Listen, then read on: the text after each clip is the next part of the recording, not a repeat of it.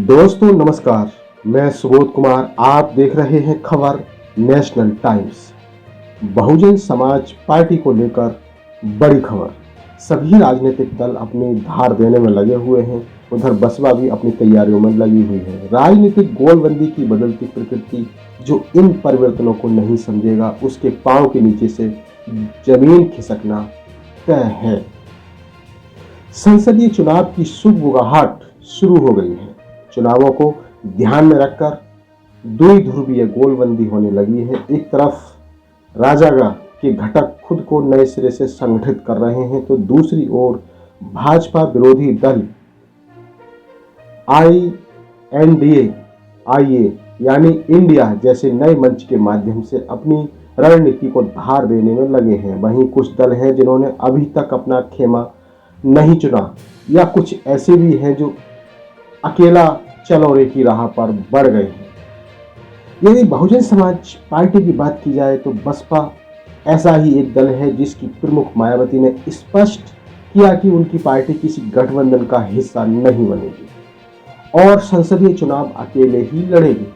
मध्य प्रदेश, छत्तीसगढ़, राजस्थान के विधानसभा चुनावों में भी बसपा अकेले ही चुनाव लड़ेगी। मायावती और बसपा न केवल उत्तर प्रदेश बल्कि पूरे देश में दलित एवं बहुजन सामाजिक समूहों की स्वतंत्र सी दिखने वाली राजनीतिक के प्रतीक माने जाते हैं। इससे प्रश्न उठने लगा है कि मायावती की इस घोषणा का आगामी चुनावी राजनीति पर क्या असर पड़ेगा। उत्तर प्रदेश के अलावा मध्य प्रदेश, छत्तीसगढ़, राजस्थान और महाराष्ट्र में भी बसपा का जनाधार है। कुछ राजनीतिक विश्लेषकों का मानना है कि अधिकांश राज्यों में बसपा जीतने की स्थिति में भले ही ना हो, लेकिन हार जीत में अंतर जरूर पैदा कर सकती है। ये लाइन भी गलत लिखी गई है कि जीतने की स्थिति में नहीं हो। यदि कोई दल मेहनत करता है तो वो जीतता जरूर है। मायावती और बसपा के छितरे मतों की मौजूदगी की संभावना से शायद ही किसी को इनकार हो, किंतु दलित राजनीति के अध्ययन के क्रम में बार बार यही अनुभूति हुई कि पिछले दशक में दलित वर्गों की सामाजिक राजनीतिक मनोवृत्ति काफी बदली है।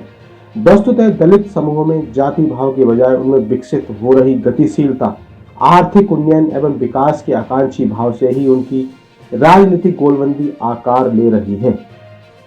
कस्बों, शहरों और गांवों में इनके समूहों की राजनीतिक गोलबंदी की प्रतिक्रिया को समझने के क्रम में यही महसूस होता है कि इन सामाजिक समूहों में जातीय मानस की जगह आर्थिक आकांक्षाओं का मानस प्रभावी होने लगा है। दलित मानस में एक प्रकार का इकोनॉमिक्स प्रभावी होने की प्रक्रिया तेज हुई है। प्रधानमंत्री नरेंद्र मोदी और भाजपा द्वारा बीते एक दशक में दलितों के लिए आरंभ की गई विकास योजना और उनके लगभग सफल निष्पादन ने संसाधनों को उनके बीच पहुंचाया है। सरकारी संसाधनों के जनतांत्रिक विभाजन के प्रयासों ने उनके भीतर गतिशीलता के आकांक्षी भाव को सशक्त कर दिया। उनके दैनंदिन जीवन में रोटी एवं आवास की समस्या प्रधानमंत्री अन्न योजना एवं प्रधानमंत्री आवास योजना से कम हुई है। इससे इन सामाजिक समूहों के भीतर आगे बढ़ने की चाह और बलवती हुई है।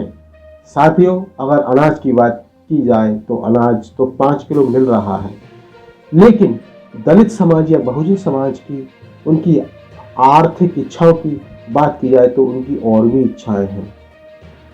यदि हम निजीकरण की बात करें, क्योंकि SC, ST, OBC एक बड़ा समूह है जो सरकारी संसाधनों या सरकारी नौकरियों में तेजी से हिस्सा लेता है, लेकिन जो निजीकरण किया गया है केंद्र सरकार के द्वारा, जो कि एक दलित विरोधी है, इससे उनकी जो नौकरियों में जाने की इच्छा है उनको खत्म किया जा रहा है। उनके आरक्षणों पर धावा बोला जा रहा है।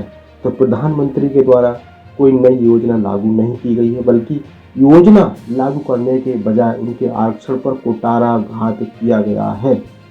सिर्फ 5 किलो अनाज देने से दलितों की मानसिक स्थिति या उनकी आर्थिक स्थिति ठीक नहीं हो सकती।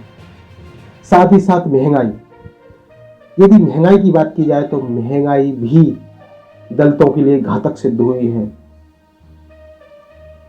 400 या 450 या 500 का सिलेंडर आज 1100 का मिल रहा है, अब शायद केंद्र सरकार ने कम कर दिया है, लेकिन फिर भी महंगा है।